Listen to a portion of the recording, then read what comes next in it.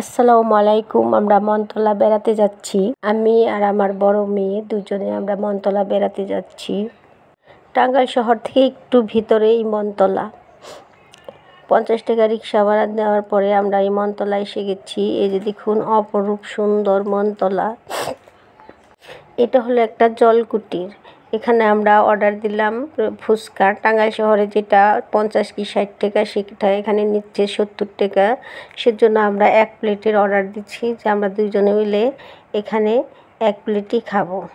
টাঙ্গাইল ব্যস্ততম শহর ছেড়ে মানুষ এখানে এসেছে একটু বেড়ানোর জন্য। এখানে বেড়াতে এসে সবাই কিছু না কিছু খাচ্ছে। আমরাও যদি না খাই কেমন দেখা যায়, সেজন্য আমরাও 1 প্লেট এই ফুচকা অর্ডার দিলাম।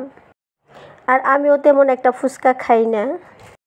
মেয়ের কারণে এই ফুচকাটা অর্ডার দিলাম। মেয়ে বলে, মা এখানে না খেলে কেমন দেখা যায়, সবাই খাচ্ছে, চলো আমরাও খাই। সেজন্যই আমি 1 প্লেট ফুচকাটা অর্ডার দিলাম। আমাদের মূল উদ্দেশ্য বেড়ানো।